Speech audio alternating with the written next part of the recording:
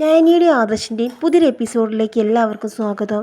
അങ്ങനെ ആദർശിന് നയനിയോട് വലിയ രീതിയിൽ തന്നെ വെറുപ്പ് തോന്നുകയാണ്. അങ്ങനെ ഒട്ടും വൈകാതെ തന്നെ നയന തൻ്റെ വീട്ടിലേക്ക് പോകുന്നുണ്ട്. നയന പോയപ്പോൾ ദേവയാനിക്കാണെങ്കിൽ അതൊട്ടും സഹിക്കുന്നില്ല.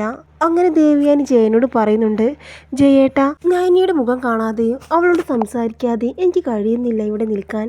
ആദർശമോ നയനിയോട് പിണങ്ങി നിൽക്കുമ്പോൾ അതെനിക്ക് തീരെ സഹിക്കാൻ പറ്റുന്നില്ല. എന്തായാലും ജയേട്ടാ, എനിക്ക് നയനമോളെ ഒന്ന് പോയി കാണണം. അങ്ങനെ പിറ്റേ ദിവസം തന്നെ ദേവയാനി നന്ദാവനത്തിൽ നയനെ കാണാൻ വേണ്ടി പോകുന്നുണ്ട്. അങ്ങനെ ദേവയാനി കയറി ചെല്ലുമ്പോൾ തന്നെ ആദ്യം കാണുന്നത് കനകയെയാണ്. ദേവയാനി കണ്ട ഉടനെ തന്നെ കനക ചോദിക്കുന്നുണ്ട്, അല്ല, ആദർശ് മോൻ്റെ അമ്മ വെറുതെ വന്നതാണോ? ഞാൻ വെറുതെ വന്നതാണ് കനകം, എല്ലാവരെയും ഒന്ന് കണ്ടിട്ട് പോകാമെന്ന് കരുതി. പ്രത്യേകിച്ച് നവ്യമോൾ ഗർഭിണിയല്ലേ, അവൾക്ക് കുറച്ച് പലഹാരമൊക്കെ ആയിട്ടാണ് ഞാൻ വന്നിരിക്കുന്നത്. ആ സമയം കനകം ദേവയാനിയുടെ കയ്യിൽ ബാഗ് കണ്ടിട്ട് ചോദിക്കുന്നുണ്ട്, അല്ല ദേവേടത്തി, എന്താ ബാഗൊക്കെ ആയിട്ട്? കനകെ, ഇന്ന് ഞാൻ എന്തായാലും തിരിച്ചു പോകുന്നില്ല, ഞാൻ ഇന്ന് ഇവിടെ നിൽക്കുകയാണ്. അങ്ങനെ കനക അകത്തേക്ക് പോയിട്ട് ഈ വിവരം എല്ലാവരോടും പോയി പറയുകയാണ്. ദേവയാനി അവിടെ നിൽക്കുന്നു എന്നറിഞ്ഞപ്പോൾ നയനയ്ക്ക് വലിയ സന്തോഷമാവുകയാണ്. അത് കേട്ട് ഗോവിന്ദൻ സന്തോഷത്തോടു കൂടി ചോദിക്കുന്നുണ്ട്, അല്ല ദേവേടത്തി, നയനമോളെ കാണാനാണോ വന്നത്? ദേവേടത്തി നയനമോളെ കാണാൻ തന്നെയാണ് വന്നതെന്നാണ് എനിക്കും തോന്നുന്നത്. നമ്മുടെ എല്ലാം കണ്ണിന് പൊടിയിടാൻ വേണ്ടി നവ്യയെ കാണാൻ വേണ്ടി വന്നതാണെന്ന് പറയുകയാണ്. അനന്തപുരിയിൽ എന്തോ കാര്യമായിട്ട് സംഭവിച്ചിട്ടുണ്ട്. എന്തായാലും ആദർശ് മോൻ്റെ അമ്മ നയനമോളെ അംഗീകരിച്ചല്ലോ, സ്നേഹിക്കുന്നുണ്ടല്ലോ. അതുതന്നെയാണ് നയനമോളെ കാണാൻ വേണ്ടി പെട്ടെന്ന് തന്നെ ഇങ്ങോട്ട് വന്നത്, അല്ലാതെ വേറെ ഒന്നുമില്ല എന്നൊക്കെ വേണു പറയുന്നുണ്ട്. പിന്നെ ആദർശ് മോൻ്റെ കാര്യം, അവന് നയനമോളെ അധികം നാളൊന്നും പിരിഞ്ഞിരിക്കാൻ കഴിയില്ല. നമ്മുടെ മോൾ അത്രയും വലിയ തെറ്റൊന്നും ചെയ്തിട്ടില്ലല്ലോ. എന്തായാലും ആദർശ് നയനമോളെ കാണാതാകുമ്പോൾ എന്തായാലും ഇങ്ങോട്ട് വരും. അത് കേൾക്കുമ്പോൾ ഗോവിന്ദൻ പറയുന്നുണ്ട്, എന്തായാലും ആദർശ് മോനോട് നയനയ്ക്ക് കാര്യങ്ങളൊക്കെ പറയാമായിരുന്നു. ആദർശ് മോനോട് പറഞ്ഞു എന്ന് കരുതി ഒന്നും സംഭവിക്കാൻ പോകുന്നില്ല. അങ്ങനെ പറഞ്ഞിരുന്നെങ്കിൽ അവർ സന്തോഷമായി അനന്തപുരിയിൽ തന്നെ ജീവിക്കുമായിരുന്നല്ലോ. നയനമോള് മറച്ചു വെച്ചത് അതൊട്ടും ശരിയായില്ല. ദേവയാനി വന്നപ്പോൾ നയന സന്തോഷത്തോടു കൂടി ദേവയാനിയുടെ അടുത്തേക്ക് വരുന്നുണ്ട്.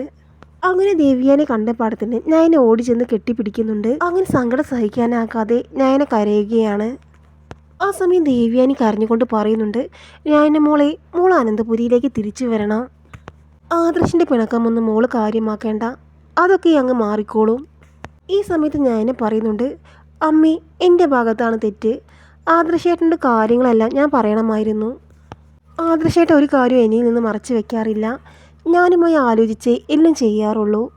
അതുകൊണ്ടാണ് ആദർശേട്ടൻ എന്നോട് ക്ഷമിക്കാത്തത്. അങ്ങനെ ദേവയാനി പറയുന്നുണ്ട്, മോൾ എന്തായാലും അനന്തപുരിയിലേക്ക് വരണം. അവൻ്റെ പിണക്കം കുറച്ച് നാളത്തേക്കേ ഉണ്ടാവുകയുള്ളൂ. അങ്ങനെ ഒടുവിൽ നയന ദേവയാനിയുടെ കൂടെ അനന്തപുരിയിലേക്ക് പോകുന്നുണ്ട്. അങ്ങനെ ദേവയാനി നയനയെ അനന്തപുരിയിലേക്ക് കയറി ചെല്ലുമ്പോൾ ആദ്യം കാണുന്നത് അനാമികയാണ്. അങ്ങനെ നയനയുടെ കൈ പിടിച്ചു വരുന്ന ദേവയാനിയെ കണ്ടിട്ട് അനാമികയ്ക്ക് ദേഷ്യം സഹിക്കാൻ പറ്റുന്നില്ല. അങ്ങനെ നയന വന്ന കാര്യം അനാമിക എല്ലാവരോടും പറഞ്ഞു കൊടുക്കുന്നുണ്ട്. അങ്ങനെ വൈകിട്ട് ജോലിയെല്ലാം കഴിഞ്ഞ് ആദർശ് അങ്ങോട്ട് വരുന്നുണ്ട്. നയനയെ കണ്ടപാടെ തന്നെ ആദർശ് ദേഷ്യത്തോടെ മുഖം തിരിച്ച് തൻ്റെ റൂമിലേക്ക് പോവുകയാണ്. അങ്ങനെ നയന ആദർശിൻ്റെ പിറകെ പോകുന്നുണ്ടെങ്കിലും നയനെ റൂമിൽ കയറാൻ സമ്മതിക്കാതെ ആദർശ് വാതിലടക്കുകയാണ്. ആദർശിൻ്റെ പെരുമാറ്റം നയനയ്ക്ക് ഒട്ടും സഹിക്കാൻ പറ്റിയില്ല. അങ്ങനെ നയനയ്ക്ക് തല പെരിക്കുന്നത് പോലെ തോന്നുകയാണ്. ഒട്ടും വൈകാതെ നയന അവിടെ തന്നെ തല മിന്നി വീഴുന്നുണ്ട്. ആ സമയം നയനയെ തിരഞ്ഞുകൊണ്ട് ദേവയാനി അങ്ങോട്ട് വരുന്നുണ്ട്. അങ്ങനെ ബോധം കെട്ട് കിടക്കുന്ന നയനയാണ് ദേവയാനി കാണുന്നത്. ദേവയാനി ഒരുപാട് വിളിച്ചെങ്കിലും നയന ഉണർന്നില്ല. അങ്ങനെ ദേവയാനി ഉറക്കെ നിലവിളിക്കുകയാണ്. ആ സമയം അനന്തപുരിയിൽ എല്ലാവരും അങ്ങോട്ട് വരുന്നുണ്ട്. ആദ്യം വരുന്നത് മുത്തശ്ശനും മുത്തശ്ശിയുമാണ്. എന്താ ദേവയാനി, എന്തിനാണ് നീ കരയുന്നത്? നയനമോൾക്ക് എന്താണ് പറ്റിയത് എന്നൊക്കെ ചോദിക്കുന്നുണ്ട്. നയനമോൾ വിളിച്ചിട്ട് എണീക്കുന്നില്ല അച്ഛ എന്ന് പറഞ്ഞുകൊണ്ട് ദേവയാനി കരയുകയാണ്. ആ സമയം ആദർശം അങ്ങോട്ട് വരുന്നുണ്ട്.